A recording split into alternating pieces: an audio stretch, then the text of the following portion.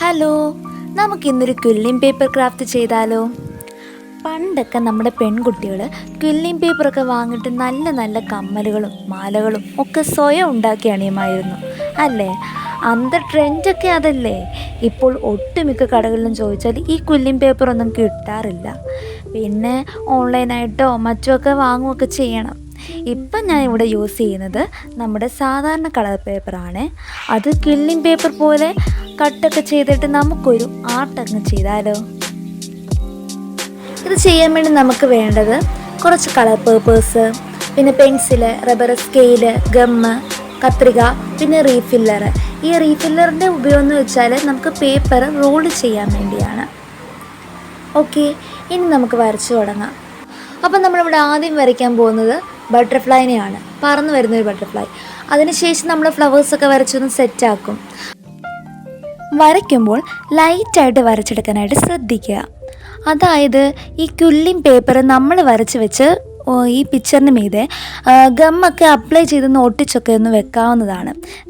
ഇതുപോലൊക്കെ റോളൊക്കെ ചെയ്തിട്ടേ നമുക്ക് സ്വന്തമായിട്ട് പുതിയ പുതിയ ഡിസൈൻസൊക്കെ ക്രിയേറ്റ് ഒക്കെ ചെയ്ത് ആ ഒരു പിക്ചറിനെ നമുക്ക് സൂപ്പറാക്കി സെറ്റ് ചെയ്തൊക്കെ വെക്കാനായിട്ട് നമുക്കിങ്ങനെ സാധിക്കുന്നതായിരിക്കും.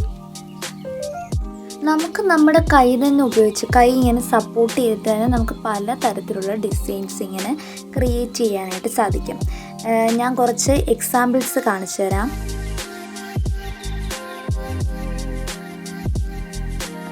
ഗമ്മൊക്കെ ഇങ്ങനെ അപ്ലൈ ചെയ്തിട്ടേ നമുക്കിങ്ങനെ പല പല ഡിസൈൻസൊക്കെ ചെയ്യാൻ പറ്റും.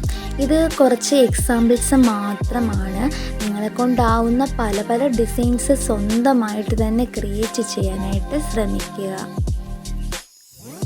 ഓക്കെ, ഇത് നമ്മുടെ സാധാരണ കടയിലൊക്കെ എപ്പോഴും അവൈലബിൾ ആണ്. ഇത്തരം പേപ്പർ 2 രൂപ 3 രൂപ അത്രയൊക്കെ ഉള്ളൂ ഇത്തരം കളർ പേപ്പേഴ്സിനൊക്കെ. പിന്നെ ഞാൻ പറഞ്ഞിരുന്നു ഈ ക്വില്ലിംഗ് പേപ്പർ ഇപ്പോൾ അധികം ഒന്നും കിട്ടാനില്ല. അതുകൊണ്ട് ഈ കളർ പേപ്പർ വെച്ചാണ് ക്വില്ലിംഗ് പേപ്പർ പോലെ ഇങ്ങനെ കട്ട് ചെയ്തിട്ട് നമുക്ക് ഈ ഒരു ആർട്ട് ചെയ്യാനായിട്ട് തുടങ്ങാം.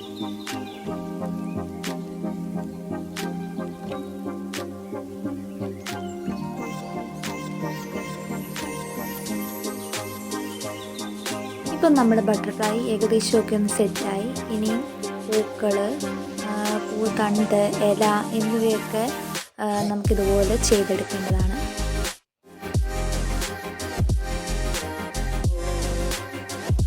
കണ്ടോ, വളരെ സിമ്പിളായിട്ട് നമുക്ക് ഈ ആർട്ട് ചെയ്തെടുക്കാനായിട്ട് സാധിച്ചു.